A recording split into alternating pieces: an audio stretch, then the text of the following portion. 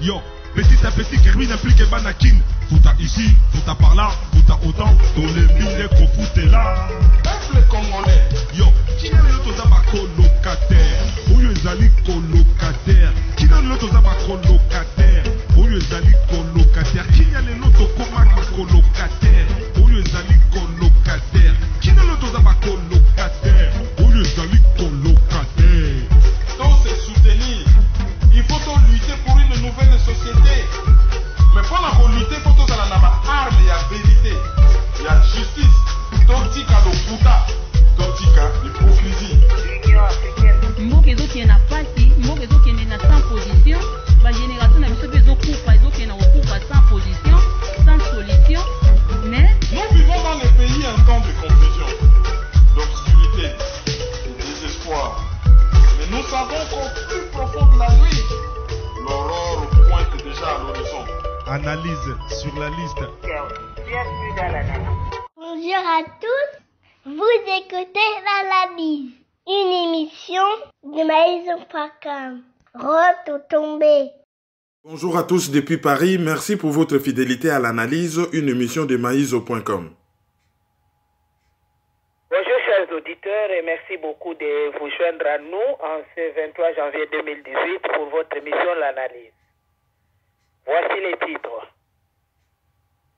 Le 21 janvier 2018, un jour macabre en RD Congo. La manifestation des chrétiens organisée en cette date par les laïcs catholiques, appuyée par les laïcs protestants et rejoint par la communauté islamique, a été violemment réprimée par les pouvoirs. Bilan, 6 morts, plusieurs blessés selon l'ONU. Dans cette édition, les réactions, les commentaires et l'analyse. Et c'est notre page des divers qui va boucler notre analyse de ce jour. Bonjour Kerwin. Bonjour à tous, merci d'être là. Oui Kerwin, merci mingi na ba auditeur nyonso na ba message ya encouragement na ya bonne guérison ba tindela kingai parce que ba auditeur ba remarquaki absence na ngai nzoto ebujaki azalaki vraiment maladi nazaka na convalescence donc ba kolimbisa soki voix eza malamu mingi te. Mais tout ça là effort pour nous dépasser et tout ça là na hauteur et analyse à mokolo lizo. Alors na titre na biso na analyse oyo ezali manifestation oyo ba laïque catholique ba bengisaki na date le 21 janvier 2018. Manifestation oyo ezalaki un peu spécial parce que ezalaki appuyé par ba laïque protestant et rejoint même par la communauté islamique. Mais toya komona ke malgré que batu bazako marché bazalaki toujours maboko ndenge maboko pa mande balobaki ba intention ezalaki toujours bazala pacifique. Mais le pouvoir a eu la kisamisisa va réprimer en violemment. On déplore les morts et plusieurs blessés selon l'ONU. Alors, tokosenga o analyser, mais avant analyser chabiso na contexte tokomi wana ti na point oyo tokomeli lelo izani pona nini. Avant de répondre à la question na yo na komakite d'un devoir, généralement l'émission oyo soki communauté na biso ekweleli likambu to présentaka ba condoléances to lekisaka message soki likambu bien leki to félicitaka to lobaka et puis un événement moko malheureux elekaki na Strasbourg et to lobelaki yango te pour nanga ezali façon ya ko rectifier to lingi to présenter ba condoléances les plus attristées na famille ya pasteur Musenga akufelaki mwana na ya mwasi jeune fille na kombo ya Dorcas. Ezali matanga moko et frappaki bato makasi na Strasbourg. Alors, moi na Dorcas na ko reconnaître sous elongi na yete. Mais na yebi que tango l'IPDC a organisé ka manifestation moko na place Kléber. Pendant 1 mois ou 2 mois, tous les samedis, banda tongoti midi, tozalaki ko se présenter na place Kléber. Ngaye na kendaki je crois 2 fois. Na banderole moko ya mulai oyo ezali koyebisa batu makambo ezoleka na Congo et objectif ezalaki place tozali kosala sit-in il fallait to solola au moins na 100 personnes pas ba congolais généralement ba français to banda ko expliquer bango de bouche à oreille ce qui se passe au Congo au moins minimum 100 personnes Et na yebaka 15 jours. Pasteur Musenga ayaka et ayaka na chorale. Et parmi bateau bazalaki koyemba na chorale na se ya malili, il y avait sa fille. Oyo aye koti kabiso de manière tragique. Donc, na jeunesse congolaise nyonso à Strasbourg, na famille ya Pasteur Musenga, je présenterai mes condoléances les plus attristées. Ndenge pe nazo réitérer ba condoléances les plus attristées na famille ya Nadi Chimanga. Nadi Oyo, to partageaka na ye, même lopango, même pavillon, to roloba même appartement. Na Épinay et Oyo akendaki ko refaire vi na ye na kine ya tikibiso. Ndenge na yebisaki bino matanga ezali na Orléans ezali awa na France. Mais avant toujours na répondre na question na yo, na ko senga pe na ba Congolais ba meka koya en soutien na Monsieur Ilunga Mwana Bute wa Mutombo. Oui, bien, c'était un grand présentateur de télé. C'est une personnalité hyper connue et azali en France. Azali site na kombo ya www.timbelavisiolongo.com www.timbelavisiolongo.com. Soki bokoti na site wana boko mona rubrique moko kombo na yango Ligablo. Ligablo eza lokola mwa boutique ya muke. Et na kati ya Ligablo okoki ko contribuer pour un minimum 1,70 €. Soki olingo pesa na yo 5, 10, 100, 170, 200, 1000, 10 000 yo. Mais minimum par carte bancaire ou par PayPal, ezali 1,70 €. Objectif, ezali 10 000 personnes va contribuer. Soki 10 000 personnes va contribuer, et que ça là 17 000 €. Et mbongo wana et ko permettre ko faire fonctionner structure oyo yé à mettre en place autour ya site wana pona akende liboso. Asalaki vidéo, alakisaki situation difficile azo traverser. Situation difficile wana parce que yekuto aloba inanga et okoki même koloba. On passe la vidéo existe. Azali pe na ko vivre un drame familial dans ce sens que couple na ye ezali na ko tangé. Hein, ezali sous vraiment en place. Et bah oh bazalaka na Kinshasa bazoyeba que mariage wana ezalaka mariage moko munene parrain na bango a baptême azali na gouvernement ya lelo et la moitié ya gouvernement kengo bayaka mariage et Kofi Olomide mutabetaka. Alors ndenge azawana loko la situation comme difficile azana katikati ebale akoki pe kozwa téléphone a basculer a bengi parrain en mariage a bengi bato Kinshasa ale ye azana micro to perdre ye aye kokoma na ye chantre ya pe perdre awa na poto.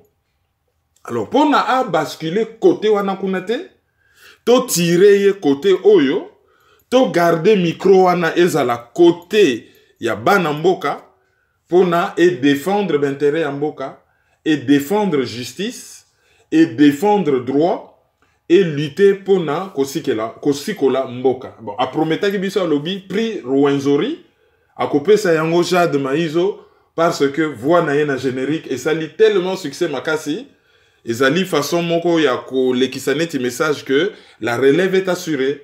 Ba parents bazo sala misala bazo lobela mboka et bana pe bakoti na kati bon alobaki a kopesa ye prix Rwenzori. Bon.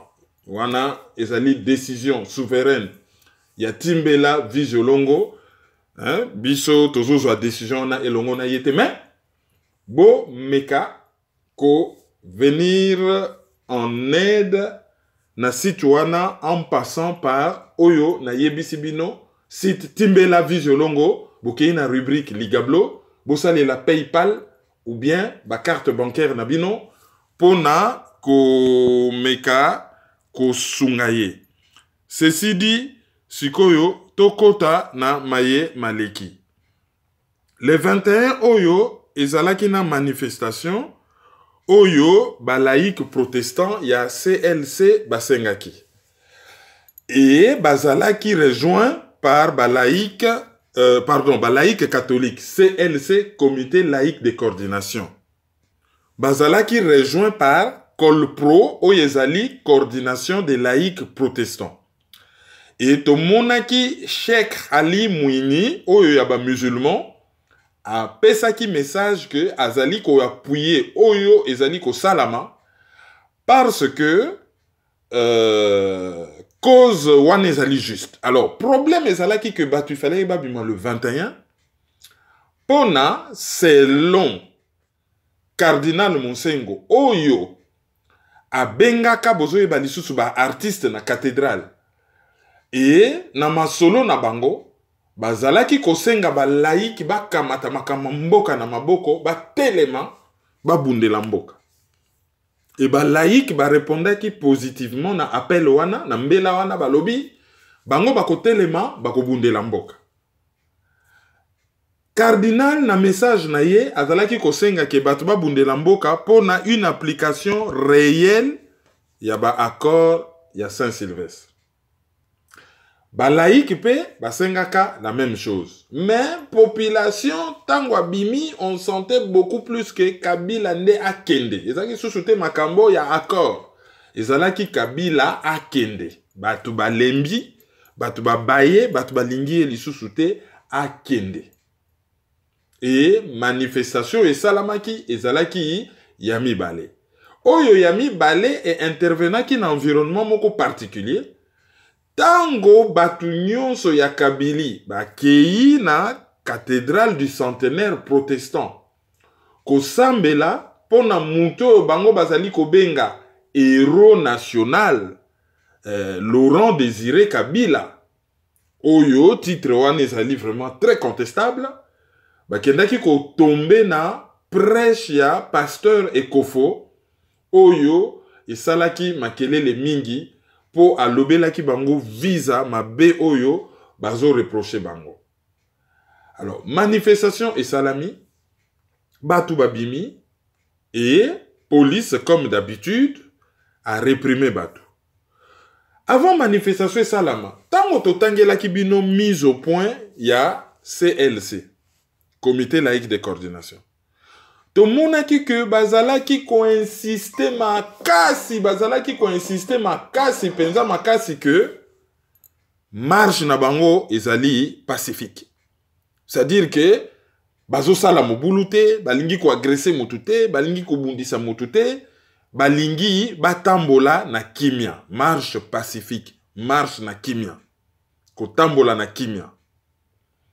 Eloko yami bale bazalaki kosenga ba force dite de l'ordre ba agresser population te, population azali ennemi na bango te et population azwa ba force de l'ordre loko la pe ennemi na bango te. Mais batu wana oyo parmi bango il y a des professeurs d'université ba yebi bien ba tanga ki ba article de presse batanga ki ba rapport oyo ebimaki na ba ONG pe na ba organisation internationale oyo elobaki que Kabila azali ko utiliser ba mercenaires azali ko utiliser ba démobiliser ya M23 oyo basalaki na ba pays voisins azali ko utiliser ba paya pona baya ko boma ba congolais bobo sanate.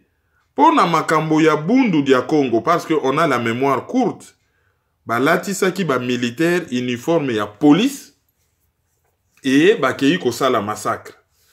Et bobo sanate que na Congo trafic ya ba uniforme militaire et sala maka ba pesaka yango même ba paya. Alors bango ler bazo loba o bazo senga na ba force de l'ordre. Oyo cardinal Kouta loba kike les soi-disant forces de l'ordre oyo basalaki barbarie to bengango na lingala ya mabe kibosenzi kibonyama o basalaki barbarie po soto lobi kibosenzi ezali terme ya mabe ndenge babej batako loba monsinge yengi ko loba monsinge makaku na ngai Ah, yo, mon singe yakawa, c'est mon singe. Bon, donc, makambo ya barbarie. Barbarie, barbare, bapaya. Oh, bazali ko envahir na ndenge ya mabe. Makambo ya barbarie. Bango bakoki kosenga ba barbare. Oyo baye ko bomate. Ba se comporter te. Na ba se comporter na ndenge ya malamu. Et que population azwa barbare te loko l'ennemi na ye. Parce que résultat yango wana, Kabila ne recule devant rien. Kabila n'a peur de rien. 6 morts. Plusieurs blessés. Bah, source monsieur Sosoloba même 56 blessés. Beaucoup d'arrestations. Plus de 200. 6 morts.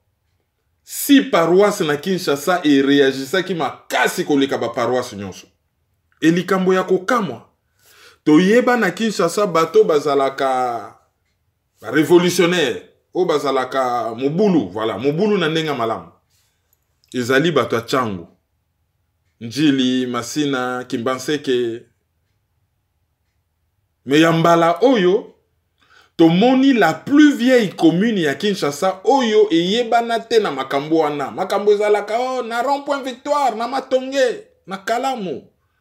Ah, eyinda kikuna na Kimbondo na Bandal. Mais yambala oyo, toyo ki penza ke bana ya Kitambo, Kinshasa 2. Bana ya Kitambo ba tombo ki na ndenge ya mukete.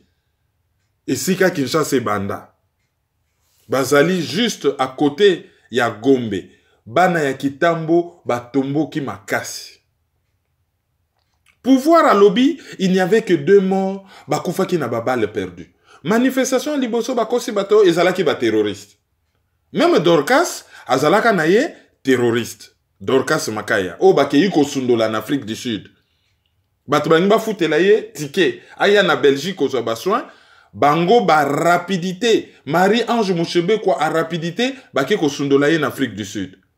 Aye kosa la interview moko na TV5.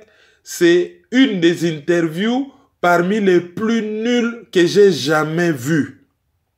Yé Moutaza, journaliste à Messana na micro, tellement qu'il a qu'on défendre le Kuta, voix sans conviction, à comment qu'il n'est qu'à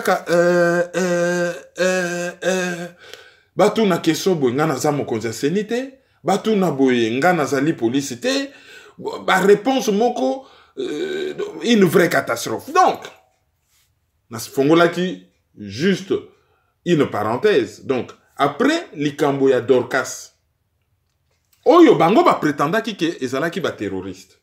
Mbalo yo eza susu ba terroriste c'était batu bakufi na ba balle perdu. Mais balle wana perdu ba tiraki yango wapi? Bazaki ko tirer mur, yango se perdre ke ko zwa mutu, bazaki ko tirer et balé, bazaki ko bomanango bangongi et ke ko zwa batu ou bien ni. 2 morts selon Bango, mais 2 morts sur 2 morts de trop.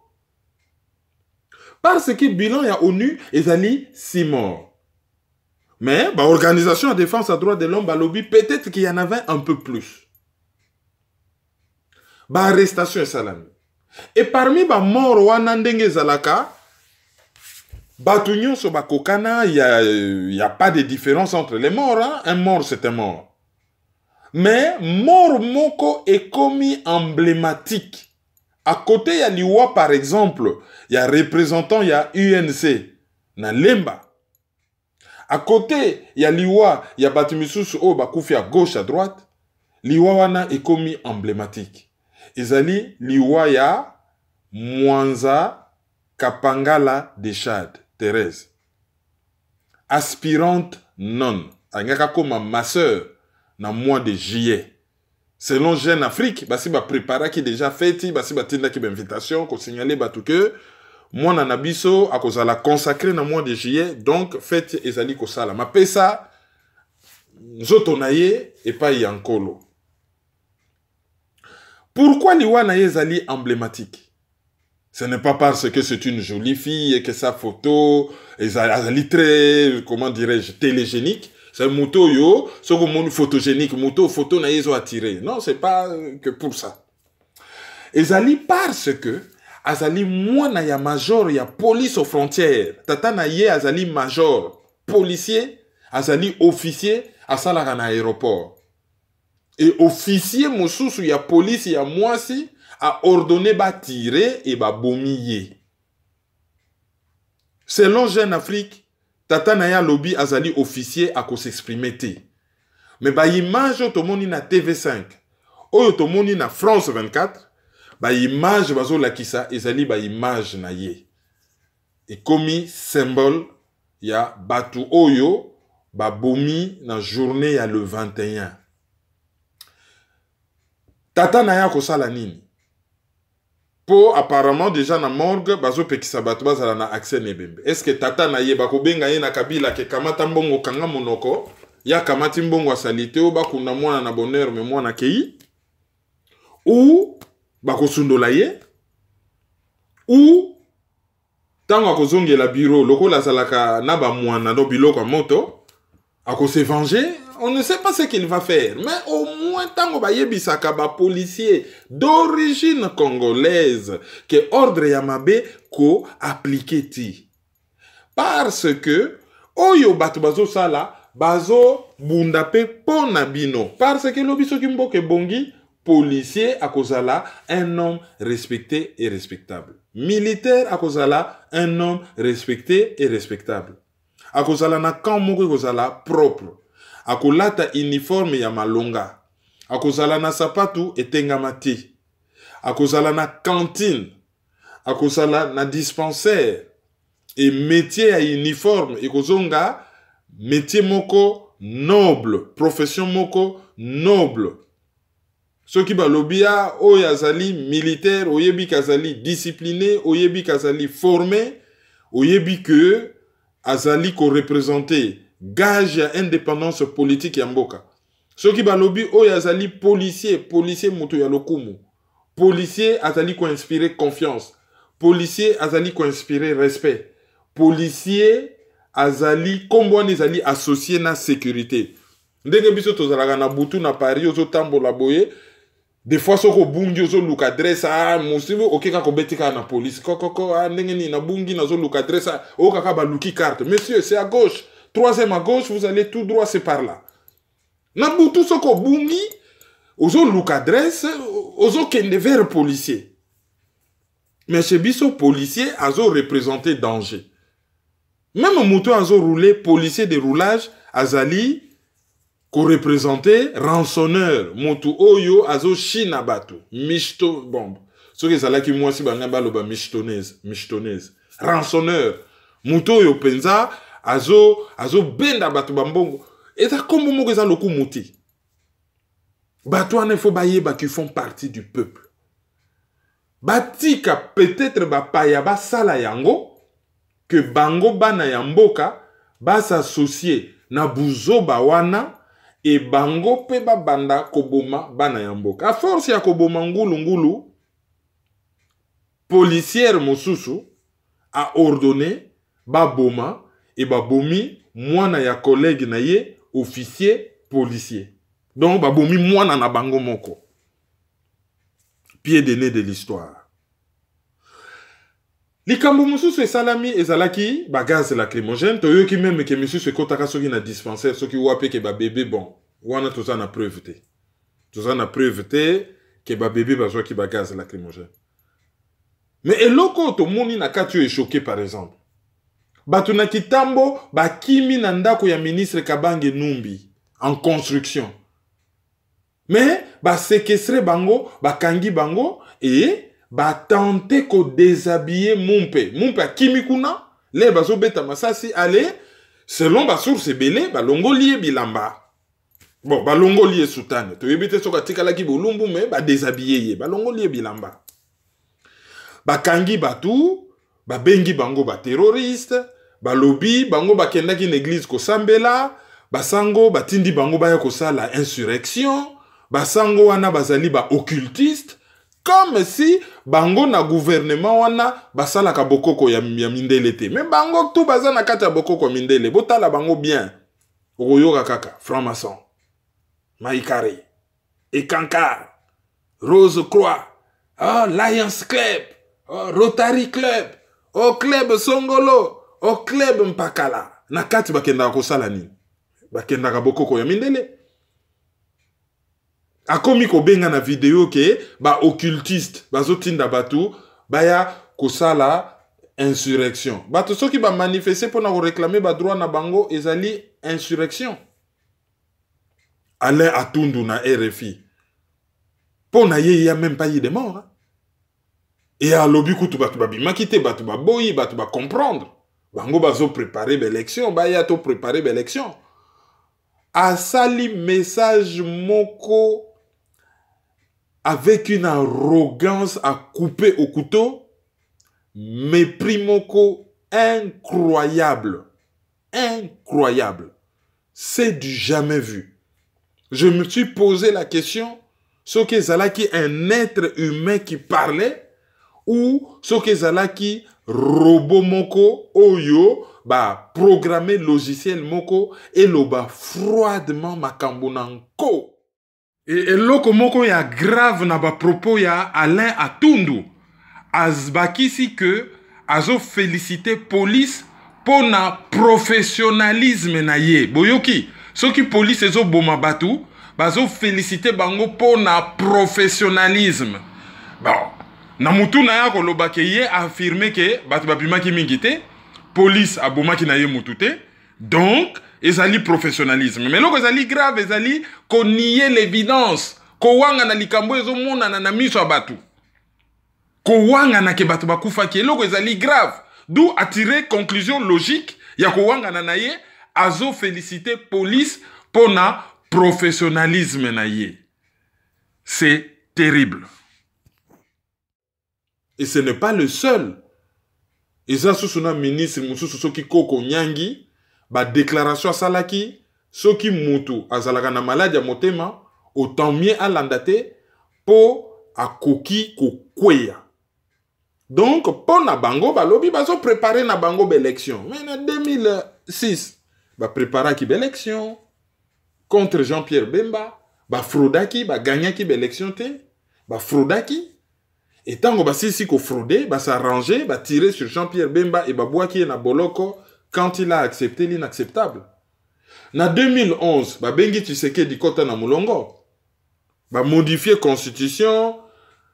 Allez, ba toka ka token d'une élection, loi électorale modifiée, token d'une élection, pas de débat contradictoire na télé, token d'une élection. Pas de meeting, token d'une élection.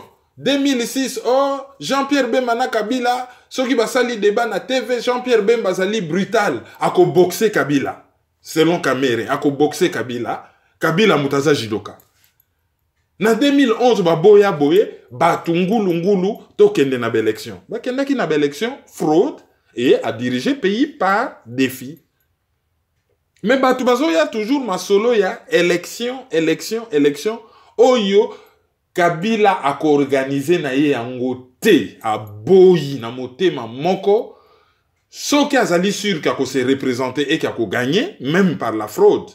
Ndenge boccidentaux ba lobby, Jason Stern na lobaki yango ke, po na bango, Kabila présenté dauphin.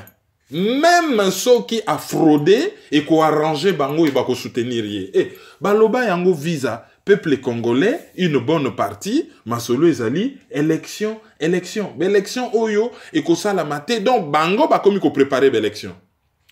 Quant à l'opposition bidon d'accompagnement, oyo et prometaka batu ke les 31 ko yinda, to moni bazongi na bango bana malongi. Bazongi bana malongi. Okomona kaka Fayulu n'église. Kamera komi na ye mwana malongi. Félix Tshilombo, oh, a commis un très bon chrétien na mulongo. Ba chrétien bosala, bosala na place na bango, boulot na bango ya classe politique. Journal Le Figaro, ya droite na France est titré au Congo, l'église se mue en opposition. Donc na Congo, église et kamati et sika ya opposition. Parce que Batouana, ngana koloba te ke ba échoué. Mouta échoué kasoka mitiaki objectif atteindre objectif wana te a échoué. Bango ba échoué te. Ba memi biso et sika oyo il fallait que ba mema biso par rapport na ba compromission na bango, par rapport na ba corruption na bango, par rapport na motema mabe na bango, par rapport na incompétence na bango, par rapport na inconséquence na bango, par rapport na fumisterie na bango, par rapport na mystification oyo to tia bango, ba memi biso siko il fallait que ba mema biso, siko yo ba mati comme sur un train en marche, ba bima batu malamu. Bota l'exploitation politique et tout ça na makambo. Ba bomi représentant ya UNC na lemba. Mais et n'y a que na moi récupération politique à Batimisu ba bimisa kamere net opposant. Na yebisaka bino bosala toujours différence entre la classe dirigeante na batu nyonso bazana sim. Batimisu bazo kota na ba INC wana de bonne foi. Aza na ye de bonne foi, il croit à kamere. Sauf que kamere zo beta bale mosusu. Batimisu ba kota na ba IDPS wana, il croit que Félix peut faire quelque chose hein. Bango moko ba mona ba image. Bangiba bimisaye neti yanké, mais quand on lui pose la question, il ne va pas parler sous l'émotion, sous la colère. Ben, un politicien doit avoir une tête froide. Devant Batouler, Batounier question, il devait faire sa déclaration clairement. Voilà, Azana ba idée na yé clair, to manifester qui pona boyer, on ne tolère pas ci, on ne tolère pas ça. Batouba koufi boyer, nous comptons faire ceci, toko déposer plainte boyer, toko sala boyer, toko saisir boyer, to ben rien, il n'avait rien à dire, rien à faire. Ayaki na yohana loko la batutu, hein, pona ba mona ye, pona communication na ye. Ye mutu ya tout la mouizi ya zaza, azalaki wana. C'est ça l'objectif. Azalaki. Ah, kamere azalaki na marche. Oui, mais ça c'est la classe dirigeante. Bato bazo kota na sima, oh bazali ba victime. Batouana souvent bayaka wana de bonne foi. Bayaka wana parce qu'ils aiment leur pays. Bayaka wana parce qu'ils veulent servir leur pays dans une structure. Sauf que entre Bango, la population en général, la classe dirigeante, il y a un hiatus, bokabwane kota. Classe dirigeante, azan agenda na ye mususu. Et population, azan aba aspiration mususu. Ce qu'aujourd'hui agenda ya classe dirigeante, naba aspiration à population, ezo correspondre. Du coup, classe politique na agenda na yewana mabe a commis toxique, pourri et corrompu vis-à-vis la population oyo aspiration na yezali à vivre libre, heureux, respecté na mboka na ye et à se consacrer na développement ya mboka na ye. D'où au monde neti moi récupération politique. Ah, l'UNC paye les prix forts. Oui, va payer un prix, mais ils ont ça là. Ils ont commis sa dirigeant na bango opposante parce que l'UNC aurait payé un quelconque prix. Donc, sur le plan congolais, contexte, résumé, il y a des événements, Yangoana.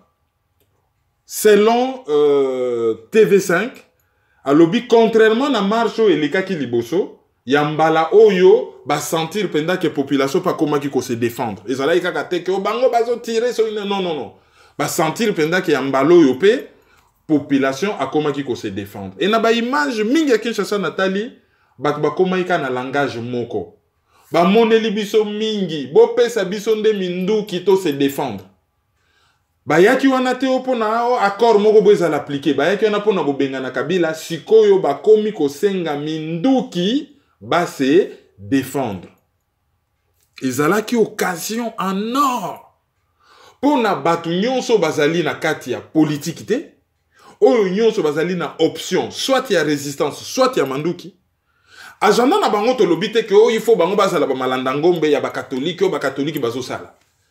Mais événement on a ndenge za ko salama et pesa ki une occasion en or masolo misusu pe betama.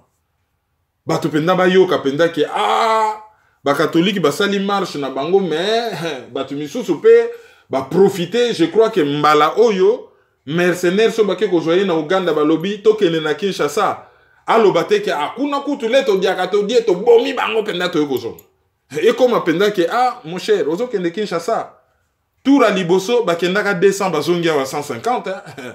Ta la photo ya mwasi na yo, ta la photo ya bana na yo avant que nobeta tour na Congo kuneza susu passoire te. Mais masolo ana to beta makite. C'est-à-dire que en 20 ans on tourne en rond, on n'a rien préparé. Hein, ata moi pon moko te o eninganaki. Ata non ezaka Kabila beti bino bo subir bolelia Kabila so beta biso. Occasion monanaki ba lobite ke batba za la malanda ngombe. Soki bangi ko sala événement ailleurs te ezalaki occasion en or pour imposer un rapport de force. Sikobaye bapenda que pour un œil, les deux yeux, pour une dent, toute la bouche. Au bêti droite, au bêti gauche. Pas question, il y a au bêti batana l'itama à gauche, peut se faire l'itama à droite bêta. Non, que les gens ne le font pas et population a commis qu'on réclamait Mandouki. On a vu les images. Population à Lembi, population en a ras-le-bol. Quant à Joseph Kabila, silence radio. Azana yekuna te. Azana yekuna te. Ba Congolais a PPRD, ba kolabo bokenoloba. Ye azana yekuna te. A bomi, a fandi na ye, azana yekuna te.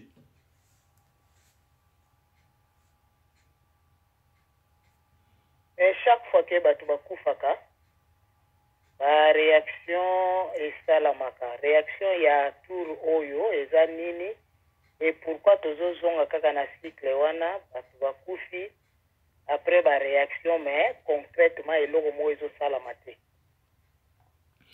Albert Einstein alobaka ke okokite kosala likambo moko o s'attendre na résultat différent. Soko tche mai na moto mai kotoka. Soko tche mai na frigo kokoma glace. Jamais oko mai na frigo. Ah, ça te na tche mai na frigo po etoka. Oh te na tche mai na réchaud po ekoma glace. Non. Les roseaux reprendre kaka mêmes erreurs. Soko ça ko s'attendre na résultat mususu au komi bolema. Ça fait 20 ans que tu reprends les mêmes erreurs.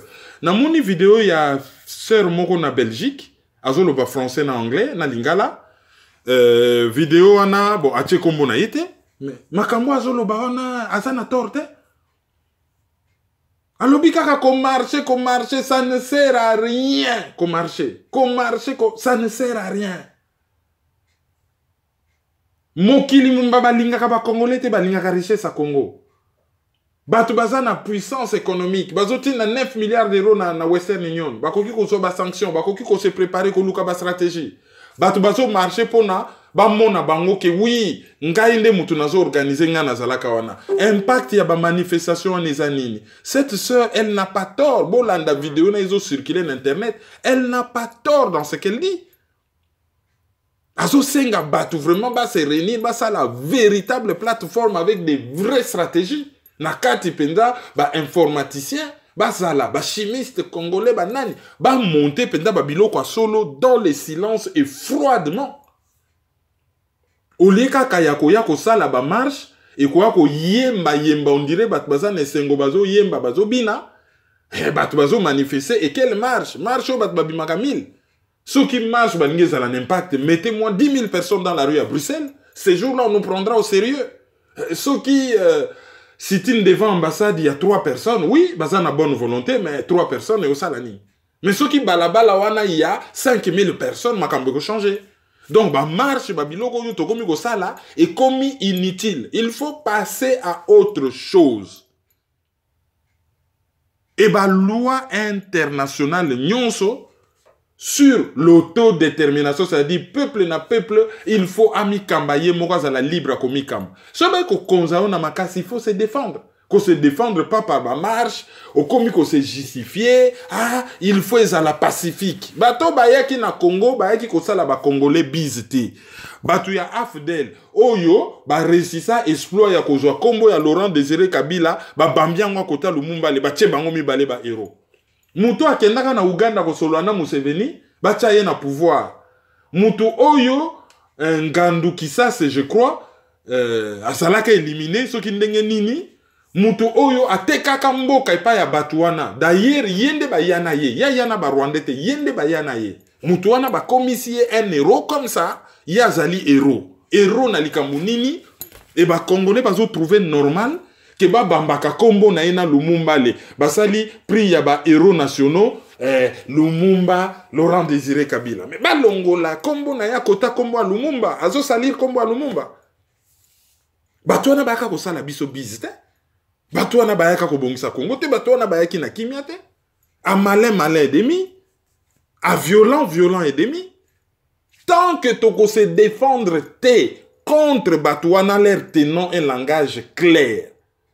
Or, communauté, ce qui est... Non, on nous tue, on se défendre, on nous à côté.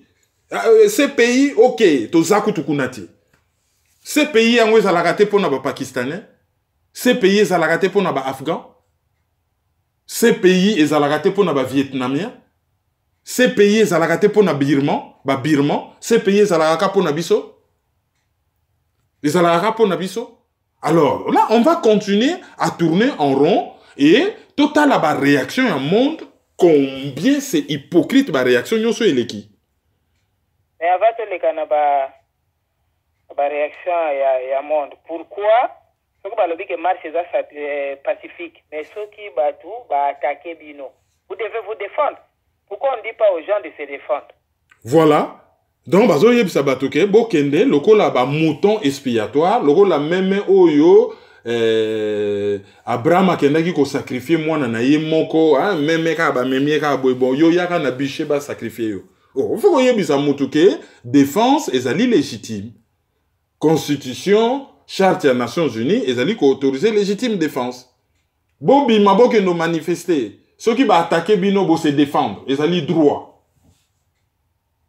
Et non, bah, slogan du genre, la peur a changé de camp. Il n'y a aucune peur, Kabila tue, bah, ça là, il rien.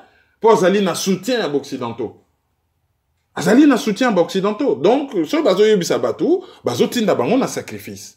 Ou les bayo yubisabatu, tant au bozo bima, on a beau se défendre. Puis avant, tous les Canaba, la réaction, oh, salami partout, juste là, au monde, on le dit que Laurent Désiré Kabila ba eko greffé na makambo Lumumba pour ba salir héroïsme ya Lumumba, mais soko tali idéologie ya bakambi parti Lumumbis bangonde batu babandaki ko bebisa nde idéologie ya Lumumba yango wana les autres ne font que suivre.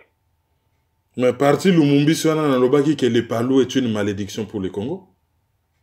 Le palou est une malédiction pour le Congo. Manifestation et salami. Même na Kisanga n'est pas ya Utembi et Yindaki. Na Goma, malgré que ba chauffaki bango bat tantaki ko bima, mais na Bukavu bat babimaki. Na Kananga, malgré que ba entouraki bango police chauffaki bango bat tantaki ko bima. Même na Mbandaka Bikoro, na archidiocèse Mbandaka Bikoro, bat ba manifestaki. Oyebi bat ba manifestaki te wapi? Na Bandundu. Zéro. La province la plus reculée, batu ba manifesta kita. Et ba manifesta kita, ba ngomoko ba moni ba image, hein? Ba ngombe na batuti, bazo tambola na plein de ngombe, et banda kia na côté ya Kenge, awa, ya Masimanimba, awa, tina kikwit. Ba ngombe, batuti bazali na ko occuper territoire. Batu bazo tala, bazo filmer ba ngombe en pleine ville. Ba ye ko occuper territoire. Bango, tout va bien. Pourquoi Bafanigné? Quand on vote les Palous, bah, tu vas manifester. Tout va bien. Les Bandundu est la région la plus développée du monde. Tout va bien. Tout va bien. Bah, qu'on continue. La réaction, réaction, il y a papa pendant meso ya salaki na Palou. Na Pérou. Alors, mais ça salaki na Pérou, hein, salaki déclaration que Batba Sambela pour na Congo. Azalaki kosenga na pouvoir na opposition ba éviter violence et que pouvoir a travailler pour le bien-être de la population. Donc elo ezali grave pape azotia pouvoir o yazobenga pouvoir o na o yazobenga opposition c'est-à-dire population congolaise. Bango nyoso ba éviter violence. Mais qui fait la violence au Congo? Qui fait la violence? Donc ceux qui bazo bomayo yo se défendre, ba benyango ke yo sali violent pour ça qu'on se défendre. Mais banani basali na kapap ba note wana. Asa na ba service. Donc pour naie atie pouvoir na opposition sur le même pied. Bango nyoso ba éviter violence. Olé oyeb sa pouvoir tika ko boma population. Et grave, enchaîner en lobby, pouvoir à travailler pour na bien-être de la population. Mais de quel pouvoir il parle? Pouvoir on est agité pour le bien-être de la population. Et loko ya malamo bango bako yiko sa la bien-être ça dit bo lamo ya population ezali ba longwa na pouvoir ba dégager plancher l'air devient irrespirable. La meilleure des choses, meilleur cadeau, au pouvoir wani koki kopé sa peuple congolais, c'est de dégager les planchers. Ako lo bate ko ba evre. Bango mandat soki mandat entre guillemets mandé Cécile. Comment papa zo lo ba ke ba evre pour na bien-être la population. Oui, peut-être que na makanisi ya pap ko evre pour na bien-être la population ngi ko loba, mandat na bine sili bolongwa bokende. Soki ezalaki wana il a raison. Mais ce que ça dit que ba lei sabatu ba bongi sabata sécurité mais mandé sili ba balingi bango li sousouté mandé sili ba ko evre pour na bien-être la population ndengeni lelo na radio Notre-Dame awa na Paris bokoki ko landa eza ina prêtre mo congolais avec invité à sala ki interview moko penda ya très bien boyi ko lukango na site ya radio Notre-Dame réaction mususu après ba événement ezali réaction ya Nations Unies. Secrétaire général des Nations Unies à lobby, il faut ça là une enquête pour naba yeba maye malekaki le 21 décembre. Bon, ndenge balobaka na français, hein, soko lingi o noyer poisson na yo. Soko lingi o dindi sambisi na ona mai. Eko sala ye loko tembisi azalaka na mai yo kamati mbisi ya azali na mukili azo souffrir allez yo kamati o dindise na mai lobby na ngina noyer mais oche kote yo ya ko se sauver chaque fois soki bolingi ke affaire moko ezala élucidité ou ko bolingi ko éviter likambo moko boye il faut kaka bosengi enquête et puis bo battre enquête na likambo eleki. Secrétaire général des Nations Unies a senga enquête. Enquête ya liwa ya Zaida Catalan na Michael Sharp et Sokiwapi. Secrétaire général des Nations Unies Daga Markjold. Ba bomaye presque 50 ans yango. Botocha banda ba 1960. Ba bomaye na Congo. Vers les années 60. Enquête et Sokawapi. Et ce qui ba sali enquête. Rapport mapping. Déjà ba evitaki kosa la véritable rapport pour mapping ezali que bozali kosa la cartographie baboma ki batu awa baboma ki batu awa baboma ki batu awa mais bolingi ko kende teti na suka pona nini baboma ki bango et nani aboma ki bango rapport mapping bazala ki ko etufa ngote soki ba journaliste ba yibaka yango na Suisse te ou batu ya ONU oyo ya motema malamu les amis du Congo ba yibaka rapport wana ba faire fuite kangote na presse. Ndé le rapport mapping bimate. Donc les razoloba enquête ezali façon ya koseka ba congolais ya ko noyer likambwana eleka. On a besoin d'enquête te batu ya MONUSCO bazalaki wana ba kendaki baloba ki tokozala présent pour na ko constater. Et ba betaki bango kutu ndenge na uti koloba. Donc aza susu na besoin d'enquête mususu te ezali façon ya ko beta makambukara. Conférence des évêques du Congo Senko.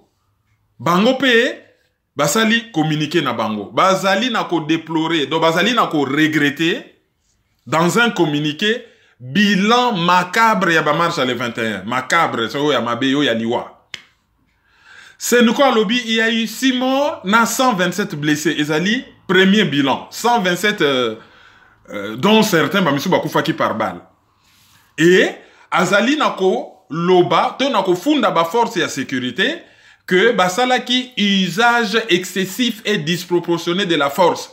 C'est-à-dire que ba utilisa ki makasi na ndenge ya koleka et makasi bango ba utilisa ki ezali ndenge mokote na makasi oyo batu basalaki na ngambo ba utilisa ki. Mais koloba déjà usage excessif et disproportionné de la force et lingi ko sous-entendre que batu oyo basalaki na ngambo basalaki ko employer force. Bon, il fallait pas le bakaka que usage excessif de la force. Et c'est lui. Disproportionné par rapport à quoi? Par rapport à quoi? Pour bato bazalaki nangambo manifestation zalaki pacifique. Pour bango moko kutu ba insister sur le caractère pacifique de la marche du dimanche. Donc le rôle les zalaki pacifique. Donc il n'y avait pas de force de l'autre côté. On ne peut pas parler de l'usage disproportionné de la force. Et après, bah eko ça là-bas bilan. Mais il y a côté mususu ezalaki simple répression, ba côté mususu ezalaki répression, ba côté mususu ezalaki étouffement violent, il y a ba manifestation. Dans la plupart des cas, 75 paroisses ou 75 paroisses précisément, ba force de l'ordre ba utilisaki coup de feu na gaz lacrymogène. et pona ko disperser ba marche. Ya batu oyo bazalaki na maboko na bango kaka na ba Bible ba chapelet na baramo. Na 54 paroisses, déploiement militaire ezalaki tellement makasi ke et empêchaki ba cortège et se former. Ça dit que ba militaire ba yaki tellement mingi ke batu ba kokaki te kotia mulongo pona batambola. Na ba ka mususu un peu plus rare, ba sommation verbale, le fait ka ko gangela batu ke soki bo meki boko mona batu babangaki ko marcher na balabala batambolaki na kati ya balopango ya ba paroisse. Et tango bango bazo continuer bilan na bango balobi que bilan macabre ya journée wana donc esalaki bango pasi ba souligner que na 12 paroisses ba marche esalamaki sans problème, encadré de manière professionnelle par la police, sans incident à déplorer. Et Nikolo Baselon Bango Babakisi que ba marche pacifique na Congo et koki ko salama, mais il faudrait ba autorité compétente base à la moté mamalambo. Ah, waneza on dirait aux yubisa Satan à se convertir. Hein? Waneza on dirait aux yubisa Satan à se convertir. Alors selon Akaj, Association pour l'accès à la justice, bango balobi ke bakangaki 155 personnes et jusqu'à dimanche après-midi bazalaki toujours à kokangama. Alors na Goma ezalaki 8 personnes dont 5 militants ya Lusha et nombre ba blessés na pays mobimbe ezalaki 122 dont batumi satu ba zokisaki bango na ba coup de baïonnette militaire. Voilà, donc selon Georges Kampiamba, président ya Akaj, ezo lakisa intention criminelle ya ba agent de sécurité ya koboma bato. Et eloko mosusu mabeto remarkaki, soki bozo kende manifestation, bozo kende ko réprimer manifestation, généralement bachaka ba ambulance, ba force ya secours na sima. Po likambo koki ko sala mabo sauver moto. Mais bango ba keina kona ba masasi, ba kena ba masasi, mais derrière il y avait rien. Soko talifi à 24 ans koufaki. Déchadé. Ben entre autres akou Felipe hémorragie hein, selon de konendenga lobaki. Makil aperdaki makila mingi.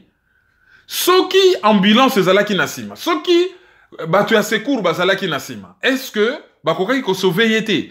Bon, tout le monde a une image de véhicule, il y a Croix-Rouge et Batu tout va banga kokota. Mais il y a un retard et c'est frayé chemin et ça là qui wapi. Est-ce que na ba point nyonso chaud tout autour il y a ba paroisse nyonso ou na ba zone nyonso ba groupé ba paroisse ba bi par exemple ba paroisse nyonso il y a 5 communes 2 ambulances yangoyo en cas de problème bo bengi kaka ba leki rapide ba zui ba memi l'hôpital. Est-ce que ba sala ki yango? Donc, système nabiso, il y a prévention, il y a sécurité, il y a santé publique, et ça lit tellement défaillant que, bazali makasi na kobeta masasi. Mais, comme meka ko sauver batou, baza na bango makasité, c'est-à-dire, ils ont démontré intention na bango, yako boma, pe yako sala mabe. Après, ni nego le kasima. Pour c'est quoi ça sali bilan na ya ça sali, hein? Et après, qu'est-ce qui va se passer après? Bako benga ka marche, mususu kabila bomie pied leki. That is the question. États-Unis, silence radio. Ambassadeur ya Canada, asalaki na ye déclaration na ye, ya ko condamné, bon, eza na onka ba déclaration, ya ko condamné. Michael Jean, secrétaire général ya francophonie, madame Michael Jean, ye azali ko condamné répression oyo gouvernement asalaki. Ezali na ngokaka simple condamnation. France, azali na ye malili, position na ye azali clarté. Et presse française, une bonne partie, Le Monde, et puis ezana mosusu nazo bosana, bango balobi po na bato yo, baloba koko, combat n'internet. Balobi hashtag boycotter la France, ezo déranger bango na ndenga mukete ke, et koki kosala bango dégâts. Parce que la population congolaise a considéré que France a soutenu le pouvoir de Kabila pour des intérêts économiques. Et hashtag wana oyo, ba Congolais ba tien internet, ils ont dérangé France makasi et qu'on risquait que ça la bango ba dégâts. Voilà. Bato bazwaka combat ya internet. Oh, combat na bino ya internet. Mais bango moko presse na bango bazo ndimake ezo soit et ekoki ko sala bango ba dégâts hashtag wano ba congolais ba chaîne internet ezo déranger bango makasi. Hashtag na français na ibitende na kobenga signe yo ezalaka 2 barres obliques et puis na 2 barres horizontales. Hein? Ezalaka neti moi ba carré moko eza ya kotengama ba benga ngo hashtag. Yango nde mutu par exemple na Twitter yango nde mutu ezo pesa lela yango nde mutu ezo diriger makambo. Voilà pour na ko expliquer yango na ndenge ya mokuse. Hashtag wana ezo sala suka na dégâts ezo sala suka na dégâts bango bandimi yango. Alors réaction oyo ezali moins énergique ezali député oyo Chafanaoze oyo lobaka que ba Boma Laurent Désiré Kabila à la demande de Belgique et ba remplaça yé par un Rwandais pour ba yebi que jeune Rwandais wana kozala na ye manipulable et tout ça. À ça na déclaration mokuse ya clair. A lobby bato bachaki Kabila na pouvoir bazo kokasu kolongola yeti. Opposition ezali Kabila azo profité na division et opposition na violence, insécurité pour se maintenir na pouvoir. Bato yo basalisa kiye pour na kozwa accord ya transition, c'est-à-dire Senko, ba siba ba yeye, disons, a rouler bango, ba siba ba yeye. Ba sanction à Union européenne eza nango inefficace. D'abord par rapport na droit, ba sanction wana ezo violer mebeko. Et ekozala double standard, c'est-à-dire a lobby criminel loko la Kagame na Sassou Nguesso. Ba modifier ba constitution ba sali bango rien. Alors pourquoi ba kosala quelque chose contre Kabila? Eko comme maneti double standard, Kagame na Sassou ba sali bango rien, mais pourquoi ba kosala Kabila quelque chose? Alors solution ezali violence. Il faudrait Conseil de sécurité azwa ba mesure contre Kabila ba appliquer violence na région ya Grand Lac pona ba koka ko allié disons les bases appliquer violence un objectif ezali ko obtenir la paix parce qu'à partir de la paix les développements koya et pona ye France États-Unis na Russie ba koki ko travailler na Conseil de sécurité pona ko employer la force na région ya Grand Lac so babi la force azali na ko lier makambo zo leka na Congo na makambo zo leka na Rwanda pour mikolo yo propagande ya ba Congolais vendus et comme que le pays n'est pas occupé. Mais vous avez que likambo ya Congo est toujours lié na Rwanda. Tant que batu bazo intégré que Paul Kagame fait partie du problème et que il faut qu'on s'adresse na ye. Il faut qu'on déstabilise ye. Toyo kana noté que ba Congolais o na Kigali bo mo likambo salami jamais. Jamais. Tout ça na ba chimiste belé. Ba mituke uta Kagome kenda ka Kigali toyo kate que likambo salami kuna. Bon, bango bazo attaquer biso. Et biso faut se taire parce que, voilà, il faut se taire. Mais au moins, ba propos na ye, ezala qui na mérite, ya kozala clair. Malheureusement, ce ne sont que des propos. Monisco na epsa bino n'analyse il est hein. Baloba qui na bango clair que, tokozala wana poto constater ba violation à droit de l'homme. Baloba qui te tokozala wana po na to empêcher. Ba kozala wana po na ba contester. Ba sala musalo bango ba mesana ko sala, ya ko compter bibembe. Et bah ça là qui en très bien, bah compter si bibembe, après bah yebe ko le ke ba observateur na bango ba lia qui frappe de la part à ba force de police na Gombe et puis na Lemba ba beta qui ba observateur ya Monusco sans réaction. Opposition d'accompagnement, silence radio. Le président TSE est à la ranango yekutute, asa na yekunate na za aso beta ne ba Nintendo na ye. Azo renye na ye ko sala ba motocross na ye na ferme na ye kenga kati. Azo renye na ye na ba copine na ye. Ba déclaration est allié. De toutes les façons, il a 400 bouches ya ba tapé perdre qui parle pour lui. Aza na ba membre opposition d'accompagnement qui bosse pour lui. Donc, akoloba na ye rien, afandi na ye silence radio. Union africaine.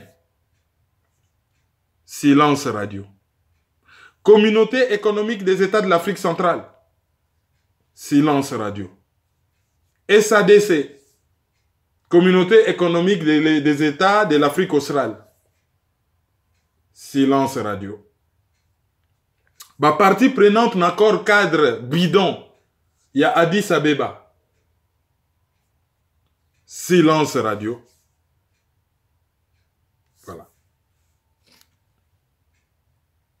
C'est quoi, il y a page na biso ba divers, ils ont un sujet moko, ils sont très brûlant, ils ont dit que amoni ba fiche ya concert ya Fally Ipupa.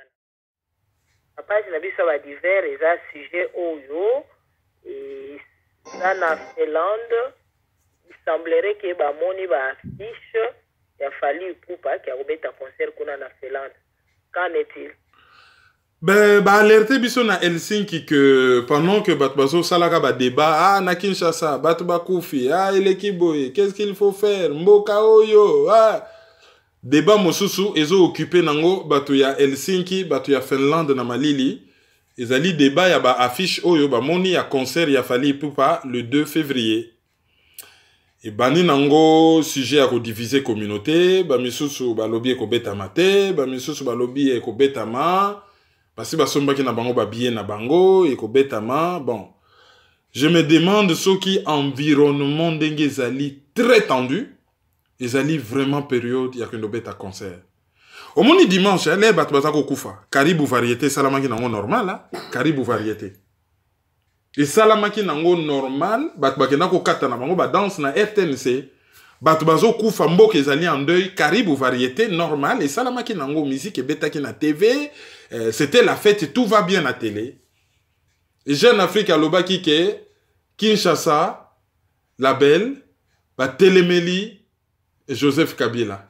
Mais ce que article on a souka balobi ni. Balobi, ba Tamboli, ba Téléméli pouvoir. Misali ezala kite. Mais na pourquoi? Ba bare kozonga nango, masanga, miziki, ba feti, jusqu'à la prochaine manifestation. Donc ba yebi biso ka botombo ki lelo, masanga, ba feti, jusqu'à la prochaine manifestation. Après, boye lisusu bobimia, ba bomi biso to kufi, masanga, ba feti, jusqu'à la prochaine manifestation. Ah, lisasi, ezwaki na mutu, manteka nelongi, gaz lacrymogène, pouvoir sanguinaire. Masanga, bafeti, miziki, jusqu'à la prochaine manifestation. Ndenyoana. Et loko ezo salamanana, sincèrement, na yebite batu oyo ba conseiller ka Fally Ipupa. Arolobake oui, azo continuer boulot na ye, oui, boulot na ye, ezali, ko composer, ko enregistrer, ba producteur na ye, ba ko vendre ba CD, ba droit d'auteur, mbongo zo kota partout les moyens, ba clip ezo le kana TV na ba radio. Concert c'est juste une partie à aspect ya musala na ye. Et situation mboka ezo traversé, je pense que concert wana ezo tombé comme un cheveu dans la soupe. Ceux qui nazalaka conseiller na ye, je lui aurais dit ya ko sursoir na no makambo wana ko luka ko monde un peu clair, mais bon. Lokola alingi na ye ko sursoir te, bon. L'histoire est ko juger moto na moto selon ba acte posaka ye na ba producteur na ye na ba promoteur ya concert na ye, mais ezali sujet moko na Helsinki na Finlande surtout na Helsinki ezo sala débat et komi ko tia communauté neza munene penda mingi te hein, mais bazali très dynamique. Mais komi ko tia eza moi sujet moko na moi malili oyo ezo chauffer l'esprit kuna et komi deux camps quoi, bato bazali pour concert na bato yo bazali contre concert. Alors le rôle les ali prévu le 2 février, tokozonge la bino le moment venu. Auditeur du jour Nabiso Yaliboso ezali Narcisse Kalamba Nash for TV. Bon séjour na ye na Canada, voilà. Yami Balé tokozwa Pichu Landu, yami sa tokozwa la maman Clémentine Silouvangi, yamine ekozala Diane Yolo na Washington. Et ya Motoba ekozala Antonio Masamuna. Et puis, tokoki kobakisa même mibale, Yoyo M. Et puis, à part Yoyo M, tokoki kozwa Gogo Ngoyi. Voilà. Na Sylvie Botouli. Bangonde, ba auditeur du jour na biso ya lelo. Yango pe analyse suki. Tozongi selo maloba soki ba communiquer ezali opesi, ou rappeler ba contact à site et puis tokaba.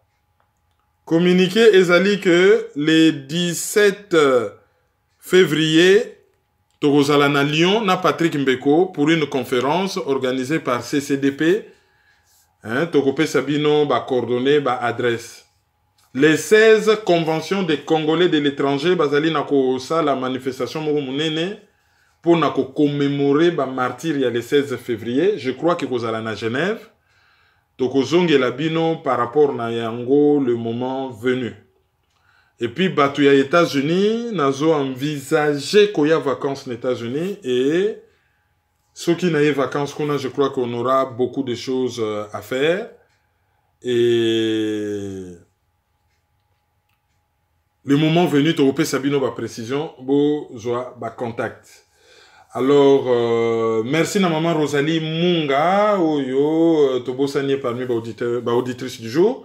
Alors so bonimbo landa biso Congo Éveil Radio na New York, CPLA TV le décodeur na canal 199, ccdp-rdc.com et puis Debriefing Media Channel. Téléphone 0033 758 677 097. Ezali lika mobile ya France pour na ba oyo ba lingi ko alimenter yango na ba unité. PayPal na biso ezali maizo@hotmail.com. Page Facebook Kerwin Maizo le Panafricain. Groupe Facebook Les Amis de Kerwin Maizo le Panafricain. Et puis chaîne YouTube Kerwin Maizo. Site ezali www.maizo.com. Sur ce, topesi bino merci mingi ndenge bolandi biso tokutani mbala ya sima. Au revoir. Au revoir. Écoutez Dadadi. Merci beaucoup. Merci beaucoup. Merci beaucoup pour tout ce savoir.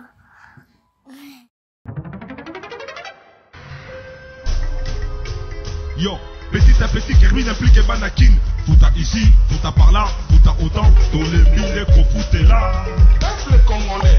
Yo, qui n'a l'autre zaba colocataire? Où y'a zali colocataire? Qui n'a l'autre zaba colocataire? Où y'a zali colocataire? Qui n'a l'autre colocataire? Où y'a zali colocataire? Qui n'a l'autre zaba colocataire? Où y'a zali colocataire? Donc se soutenir.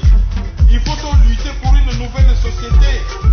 Mais pour la lutter, il faut que la arme et la vérité. Il y a justice. Totika le puta. Totika l'hypocrisie. L'Union africaine. mboka ezokende na pasi mboka ezokende na sans position bagénération na biso mpe ezokufa ezokende na kokufa sans position sans solution mais Nous vivons dans les pays un temps de confusion, d'obscurité, de désespoir. Mais nous savons qu'au plus profond de la nuit, l'aurore pointe déjà à l'horizon. Analyse sur la liste. Bienvenue dans la